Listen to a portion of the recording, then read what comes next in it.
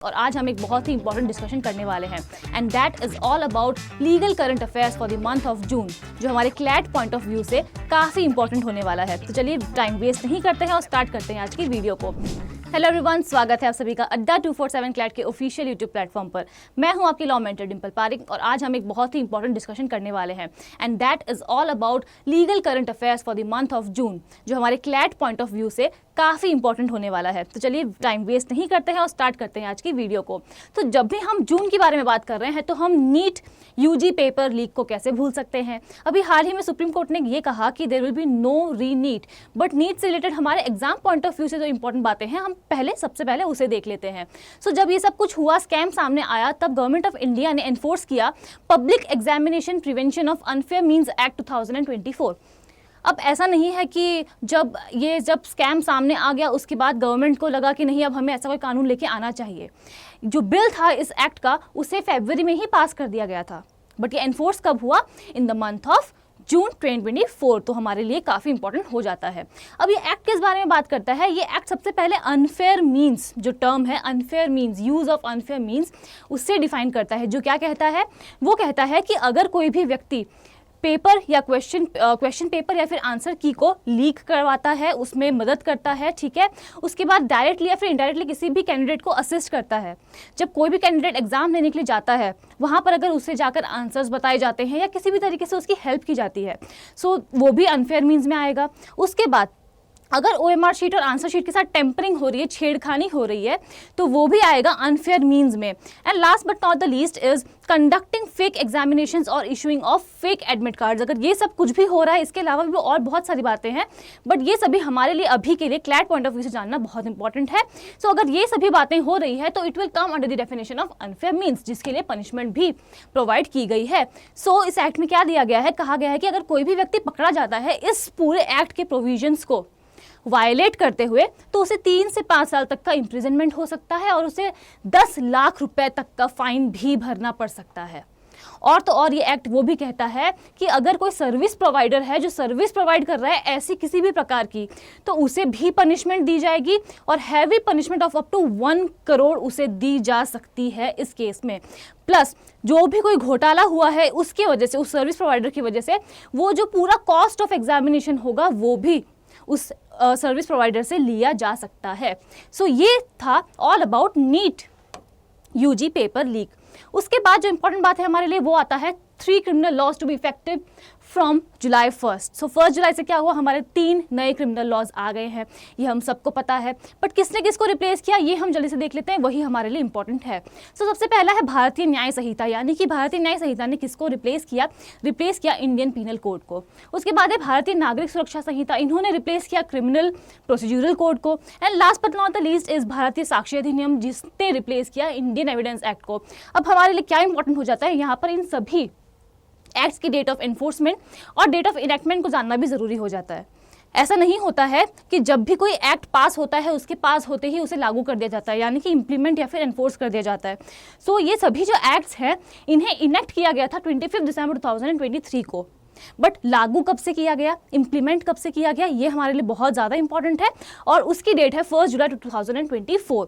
ये दोनों ही डेट्स हमारे लिए इंपॉर्टेंट है बिकॉज अभी में ही ऐसा कुछ हुआ है जो हमारे exam related, exam point of view से काफ़ी इंपॉर्टेंट है। तो हमें इन दोनों डेट ऑफ इनैक्टमेंट और डेट ऑफ एनफोर्समेंट को अच्छे तरीके से याद रखना है और ये भी याद रखना है कि कौन से एक्ट ने किसको रिप्लेस किया है। अब अगर ये क्लियर है तो हम आगे एक और इंपॉर्टेंट मुद्दे पे चलते हैं जो है अबाउट रिजर्वेशन। ये हाल ही की बात है जहां पर क्या हुआ कि नवंबर 2023 में बिहार गवर्नमेंट ने ये कहा कि जो भी डिप्राइव्ड क्लासेस हैं उनके पास फिलहाल 50% रिजर्वेशन है, जिसे हम बढ़ाकर 65% करना चाहते हैं। तो उन्होंने क्या किया? उन्होंने यूनानिमसली क्या किया? बिल को पास कर दिया जहां पर उन्होंने रिजर्वेशन का कोटा 50% से बढ़ाकर 65% कर दिया।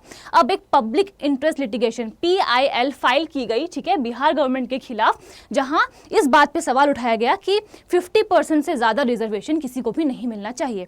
तो यहाँ पर पटना हाईकोर्ट ने क्या कहा? उन्होंने ये कहा कि हमें याद रखना होगा इंदिरा सावनी का केस 1992 का। इस केस में सुप्रीम कोर्ट ऑफ इंडिया ने साफ साफ कहा था कि जब भी रिजर्वेशन की बात होगी तो एक लिमिट सेट होगी और वो लिमिट 50% से ऊपर नहीं हो सकती है, ठीक है।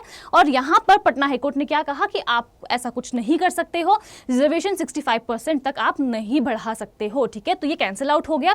प्लस सुप्रीम जो पटना हाईकोर्ट है उन्होंने ये भी कहा कि आप यहाँ पर बात कर रहे हैं अबाउट 65%, ठीक है, कि डिप्राइव क्लासेस है उन्हें 65% रिजर्वेशन हम देंगे, बट क्या आप EWS को भूल गए? इकोनॉमिकली वीकर सेक्शन है, उनके पास ऑलरेडी 10% है, तो अगर आपका 65% प्लस 10% को अगर हम मिला देते हैं, जोड़ देते हैं, तो वो बन जाता है 75% of reservation.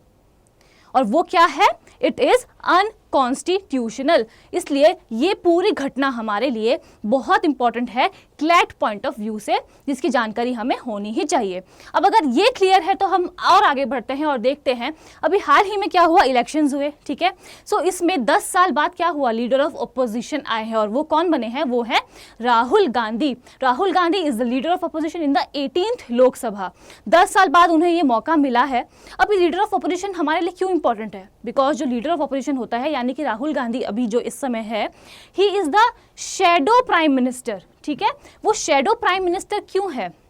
Because in any case अगर सरकार गिर जाती है या फिर वो रिजाइन कर देते हैं, ठीक है, तो इस केस में क्या होता है कि वो एक सरकार गिर जाएगी और राहुल गांधी जो लीडर हैं ऑफ अपोजिशन अभी, वो प्राइम मिनिस्टर बन जाएंगे और उनके जो लोग हैं वो साथ में मिलकर सरकार बना लेंगे, ठीक है। सो इस वजह से क्या होता है कि जो भी लीडर ऑफ अपोजिशन होता है उसे क्या कहा जाता है? उसे कहा जाता है shadow prime minister. I hope ये सब कुछ क्लियर है। उसके बाद हम जल्दी से आ जाते हैं और देखते हैं विटनेस प्रोटेक्शन के बारे में, जो एक बहुत इंपॉर्टेंट बात की गई है। असम में क्या हुआ? असम में पास किया गया है विटनेस प्रोटेक्शन स्कीम के बारे में बात की गई है, ठीक है। सो अभी हमने देखा कि 1 जुलाई से भारतीय नागरिक सुरक्षा संहिता और BNS वगैरह सब कुछ इंप्लीमेंट किया गया। सो भारतीय नागरिक सुरक्षा संहिता का सेक्शन 398 है, वो ये कहता है कि जितनी भी स्टेट गवर्नमेंट्स हैं उन्हें मेक श्योर करना चाहिए, उन्हें प्रिपेयर करना चाहिए, नोटिफाई करना चाहिए एक ऐसी विटनेस प्रोटेक्शन स्कीम जो इंश्योर करे कि विटनेसेस को प्रोटेक्शन मिले।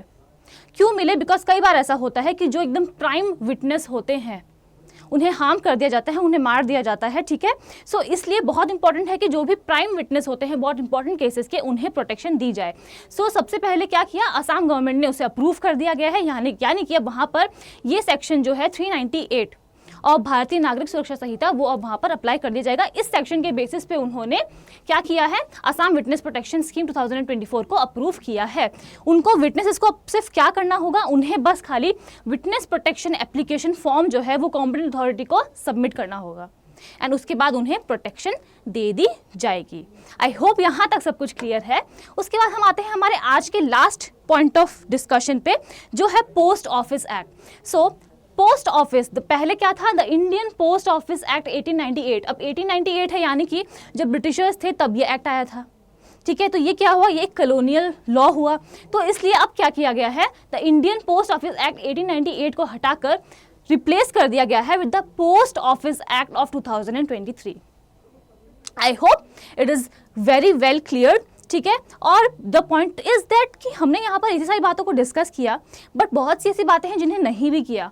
वो क्यों नहीं किया? बिकॉज हमारे लिए लीगल पॉइंट ऑफ व्यू से यही बातें हैं जो हमारे लिए जानकारी रखना, जिनके बारे में ज़रूरी है।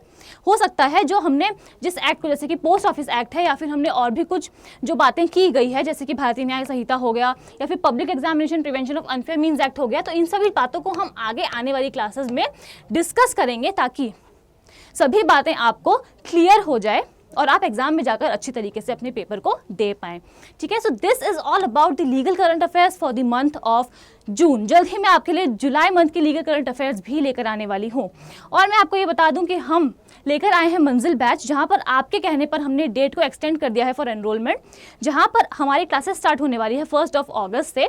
आप मेरा कोड DIM80 यूज़ कर सकते हैं टू अवेल मैक्सिमम डिस्काउंट। आप हमारे ऐप को डाउनलोड करिए, वहाँ से जाके भी इस बैच को परचेज कर सकते हैं, या फिर आप हमारी अड्डा 247 की वेबसाइट पे जाकर के भी इसे परचेज कर सकते हैं और खुद को एनरोल करवा सकते हैं। So that is all about it from my side. I hope आपको ये वीडियो अच्छी लगी हो। अगर अच्छी लगी है तो लाइक करना मत भूलना, शेयर करना मत भूलना अपने दोस्तों के साथ, और कमेंट करना बिल्कुल मत भूलना, बिकॉज उससे मुझे मोटिवेशन मिलेगी आपके लिए और काम करने के लिए। So that is all about it from my side. Thank you so much for watching.